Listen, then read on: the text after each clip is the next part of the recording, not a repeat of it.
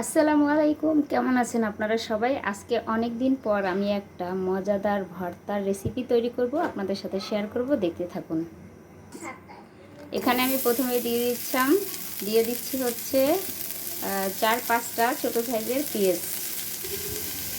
তারপরে দিয়ে দিলাম হচ্ছে 5-7টার মতো রসুনের কোয়া। তারপরে দিয়ে দিচ্ছি 9-10টার মতো কাঁচামরিচ। তারপরে দিয়ে দিচ্ছি হচ্ছে এখানে 9টার মতো শুকনো মরিচ।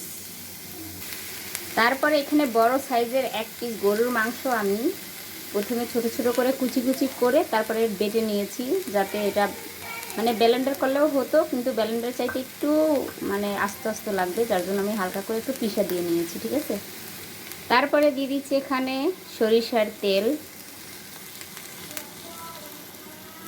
তারপরে এখানে দিয়ে দিচ্ছি স্বাদ মতো লবণ। তারপরে দিয়ে দিচ্ছি এখানে 1/2 চা চামচ হলুদের গুঁড়ো, 1 চা চামচের মতো কালো জিরে দেওয়ার পরে আমি এটা সুন্দর করে হচ্ছে ভাজা করব, ভালো করে ভাজতে হবে। ভেজে তারপরে দেখতে থাকেন কি করি। এটা নন স্টিক বা ফ্রাই প্যান যেটাই বলেন না কেন, এটার মধ্যে যদি দিতেন তাহলে এটা বেশি সুন্দর হতো, সেদ্ধটা অনেক ভালো করে হতো। এখন যেহেতু আমার ফ্রাই প্যান বা বলেন হচ্ছে নন স্টিক সেট, এগুলো কিছুই নাই, যার জন্য আমি লোহার কড়াইটার মধ্যেই আমি সবসময় ভাজা পুরো করি। তো এটা ভাজা করলে হচ্ছে আমার কাছে ভালো মনে হয়, ভালো লাগে। অনেক মোটা লোহার কড়াই, এটার মধ্যে আমি সুন্দর করে পুরোটা ভাজবো। ভাজার পরে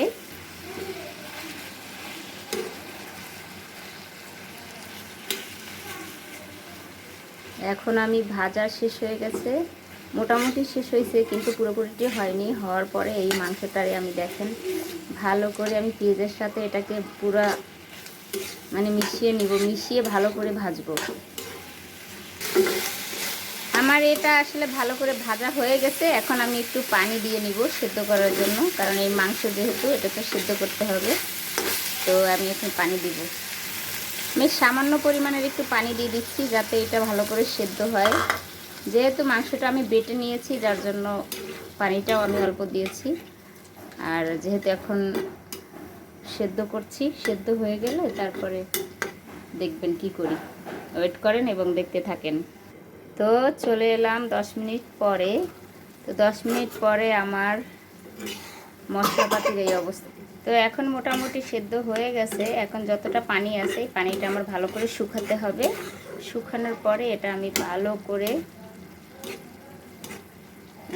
করে শুকাইতে হবে আর কি পানিটা।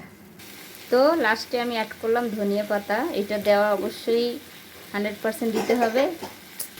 তো লাস্টে ধনিয়া পাতাও অ্যাড করার পরে এটা আরেকটু হালকা ভাজা করে তারপরে হচ্ছে কী করতে হবে, এটা ভালো করে আমি বাটবো। বাটার পরে দেখাচ্ছি কেমন হয়েছে আমার ভর্তাটা। ঠিক আছে, তো আমি চলে এলাম পাটায়। এখন আমি এটা বাটবো, বেটে বেটে ভর্তা রেডি করব।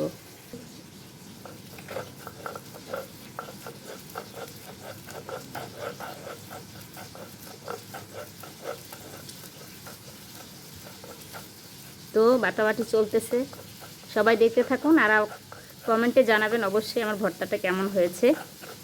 আশা করি আপনাদের ভালো লাগবে।